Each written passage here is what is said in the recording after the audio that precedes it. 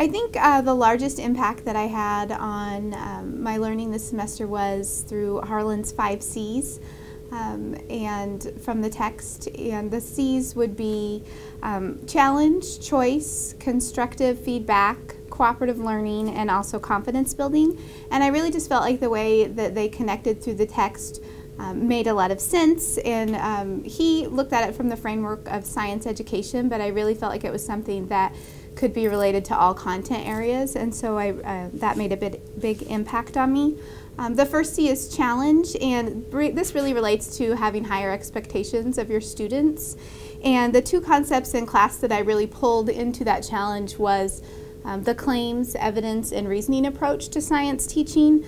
And I can also already picture a poster in my classroom saying, does the evidence support my explanation? Does my explanation answer the question? And then the other concept was really productive questioning, which I really see as a two-way street between students and teachers.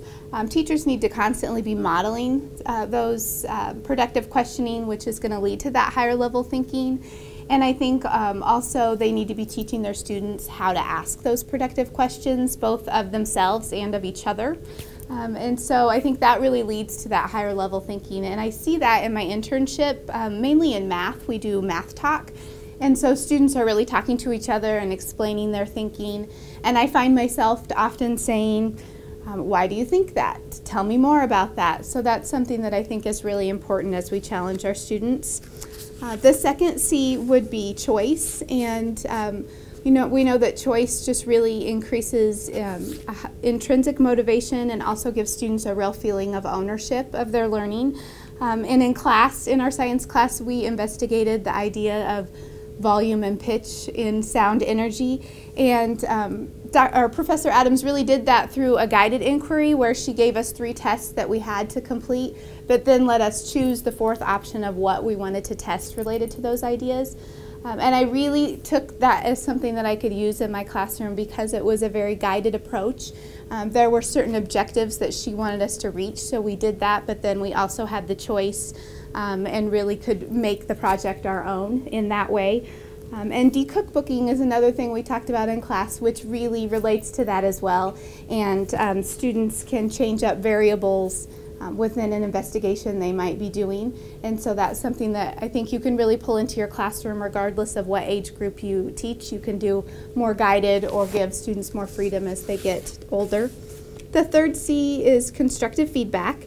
And obviously assessment is the main thing we think of when we think of feedback, but I think where my mindset really shifted the most this semester was in a more informal feedback and kind of knowing when to step in as a teacher and when just to let students grapple with those questions a little bit and think a little bit about it.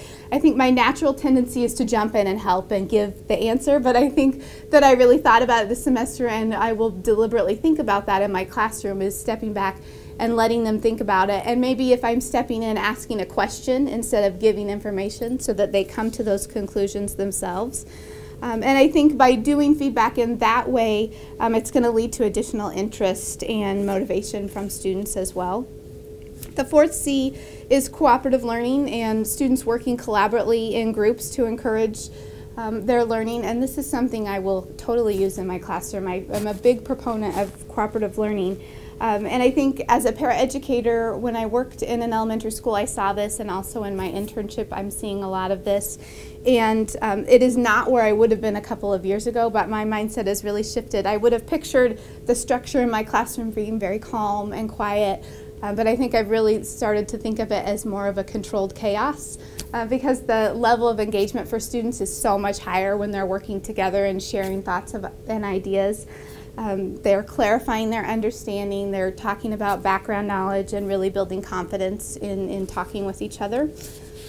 And the 5th C is confidence building, and having a high level of self-efficacy really leads to higher motivation for students. And I think of our magnet investigation in science class. I can remember at one point Professor Adams saying, oh look, someone created a chart to graph their data, and everybody went, oh. So I think that it really gives students that, it gave that one particular student confidence in knowing what they were doing, but she also had a spillover effect to the rest of the class. It gave them an idea and made them feel better about what they were doing. And you wouldn't always have to do that verbally to the whole class, but in some instances that really works well and provides, it really gives a safe environment for students to share their ideas when they feel confident about what they're doing. So before the semester, I was really aware of the 5 C's. I knew what they were, but I think that throughout the semester, I really solidified my beliefs, and it really connected them together and just showed how working them all together really was a well-rounded teaching method. It's very much more student-centered and student-friendly.